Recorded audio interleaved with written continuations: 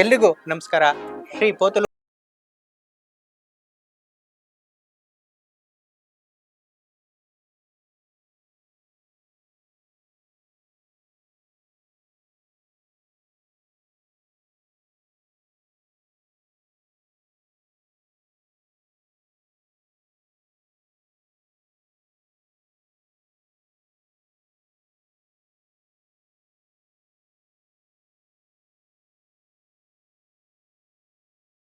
ಪರಮ ಶಿಷ್ಯರಾಗಿರ್ತಕ್ಕಂಥ ಸಿದ್ದಯ್ಯನವರ ಮಠಕ್ಕೆ ಇವತ್ತು ಆಗಮಿಸಿದ್ವಿ.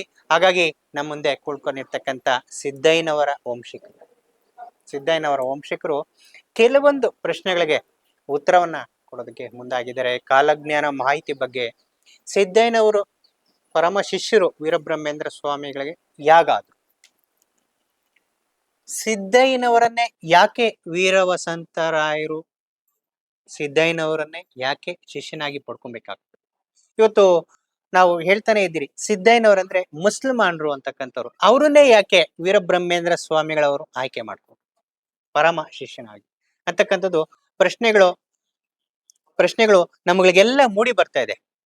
ಏನಿದು, ಯಾಕೆ ಅವರನ್ನ ಆಯ್ಕೆ ಮಾಡ್ಕೊಂಡ್ರು?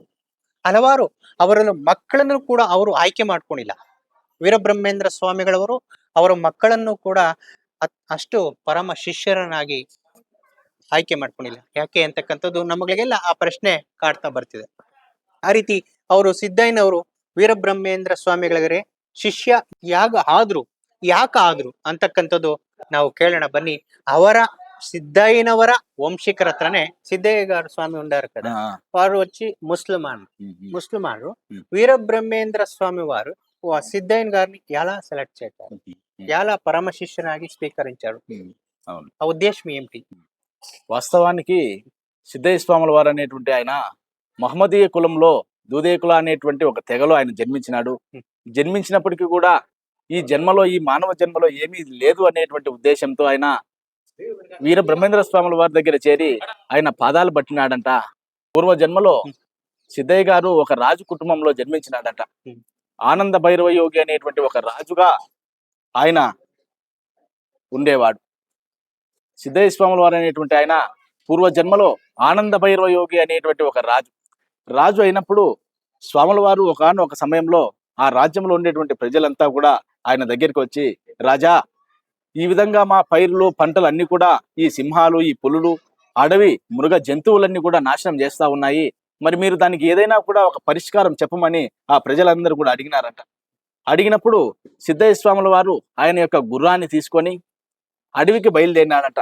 ఈ యొక్క అడవి మృగాలను సంహరించాలా అనేటువంటి ఉద్దేశంతో అడవికి బయలుదేరినాడంట.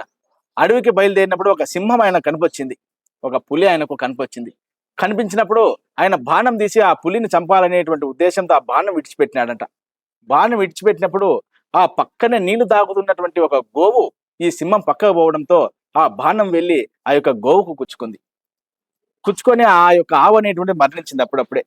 అప్పుడు ఈ యొక్క సిద్దయ్య స్వామి ఆ యొక్క ఆవు దగ్గర పోయి మయంగా ఏడుస్తున్నాడంట. ఎందుకు అంటే గోహత్య పాతకం అనేటువంటిది మళ్ళీ జన్మ అనేటువంటిది రాకుండా చేస్తుంది కాబట్టి.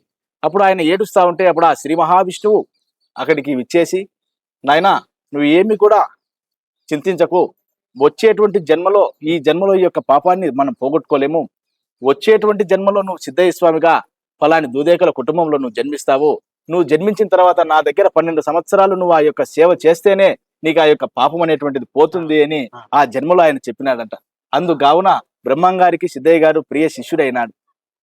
ಎಷ್ಟು ಅದ್ಭುತವಾಗಿರ್ತಕ್ಕಂಥ ವಿಚಾರಗಳನ್ನ ನಾವು ತಿಳ್ಕೊಂಡ್ವಿ. ಇದು ಹಲವಾರು ಸಿದ್ದಯ್ಯನವರ ಒಂದು ಮಾಹಿತಿಗಳನ್ನ ನಾವು ತಿಳ್ಕೊಂತ ಹೋಗ್ತಿದ್ವಿ. ಇವತ್ತು ನಾವು ಎಲ್ರಿಗೂ ಒಂದು ಪ್ರಶ್ನೆಯನ್ನು ಮುಟ್ತಿತ್ತು, ವೀರಬ್ರಹ್ಮೇಂದ್ರ ಸ್ವಾಮಿಗಳವರ ಪರಮ ಶಿಷ್ಯ ಯಾರು ಅವ್ರನ್ನ ಯಾಕೆ ಆಯ್ಕೆ ಮಾಡ್ಕೊಂಡ್ರು ಅಂತಕ್ಕಂಥದ್ದು ನಮ್ಮ ಎಲ್ಲರೂ ತಲೆಯಲ್ಲೂ ಪ್ರಶ್ನೆ ಮೂಡ್ ಬರ್ತಾ ಇತ್ತು. ಇವತ್ತು ಅದ್ಭುತವಾಗಿರ್ತಕ್ಕಂಥ ಒಂದು ಉತ್ತರವನ್ನ ಸಿಕ್ತು ಅಂತ ನಾವು ಅನ್ಕೊಂತೀವಿ. ಇವತ್ತು ಎಷ್ಟು ಸರಾಗವಾಗಿ, ಎಷ್ಟು ವಿಳಂಬವಾಗಿ ಅದ್ಭುತವಾಗಿರ್ತಕ್ಕಂಥ ಮಾಹಿತಿಯನ್ನ ಕೊಡ್ತಾ ಬರ್ತಿದ್ರೆ ಇಲ್ಲಿನ ಒಂದು ಪ್ರಧಾನ ಅರ್ಚಕರು ಕೂಡ. ಹಾಗಾಗಿ ಇವತ್ತು ಇನ್ನು ರಾಜ ಮಹಾರಾಜರಾಗಿದ್ರಂತೆ ಸಿದ್ದಯ್ಯನವರು, ಅದ್ರ ಬಗ್ಗೆ ಇನ್ನು ಏನೆಲ್ಲ ವಿವರಣೆ ಸಿಗುತ್ತೆ ನಾವ್ ಅನ್ಕೊಂತಿರ್ತೀರಿ. ಕೆಲವೊಂದು ವಿಚಾರನ ಕೆದಕ್ತಾ ಹೋಗ್ತಿದ್ರೆ ಹಲವಾರು ರಹಸ್ಯಗಳನ್ನ ಪಡಿತಕ್ಕಂಥದ್ದು ಆಗಿರುತ್ತೆ ನಮ್ಮ ಧರ್ಮದಲ್ಲಿ, ಸನಾತನ ಧರ್ಮದಲ್ಲಿ, ಮತ್ತೆ ವೀರಬ್ರಹ್ಮೇಂದ್ರ ಸ್ವಾಮಿಗಳವರ ಕಾಲಜ್ಞಾನ. ಇವತ್ತು ಇವರು ಸ್ಥಳದ ಮಹಿಮೆ ಬಗ್ಗೆ, ಇವತ್ತು ಈ ಒಂದು ಜಾಗದ ಬಗ್ಗೆ ನಿಮಗೆಲ್ಲ ಪರಿಚಯ ಮಾಡ್ಕೊತಾ ಬರ್ತಾ ಇದೀವಿ. ಇವತ್ತು ಇವರಿಗೆ ನಾವು ಎಷ್ಟು ಗೌರವಾರ್ಪಣೆ ಅರ್ಪಿಸಿದ್ರು ಕೂಡ ಸಾಲದು. ಹಾಗಾಗಿ ಇವತ್ತಿನ ಮಾತನ್ನ ಮುಗಿಸ್ತಾ ಇದೀವಿ. ನಮಸ್ಕಾರ. ನಮಗಳಿಗೂ ಕೂಡ ಓ. ಚಾನಲ್ ಸ್ಥಳದಲ್ಲಿ ಯಾರು ಒಂದು ಜವಾಬ್ದಾರಿಗಳನ್ನ ನೋಡ್ಕೊಂತಕ್ಕಂಥದ್ದು, ಆಗು ಹೋಗುಗಳನ್ನ ನೋಡ್ಕೊಂತಕ್ಕಂಥದ್ದು, ಈ ಸಂಸ್ಥೆನ ಯಾವ ರೀತಿ ಒಂದು ನಿಭಾಯಿಸ್ತಾ ಇದ್ದಾರೆ? ఇక్కడ మా ఈ సిద్ధయ్య స్వాముల వారికి సంబంధించినటువంటివి ఆ 4వ కుమారుడికి సంబంధించినటువంటి మా యొక్క కుటుంబాలు 12 కుటుంబాలు ఉన్నాయి. 12 కుటుంబాలు చెప్పున మేము 3 నెలలు 6 నెలలు ఇట్లా డ్యూటీలు చేసుకుంటా ఈ యొక్క మఠాన్ని అభివృద్ధి చేసుకుంటా ముందుకు పోతా ఉన్నాం.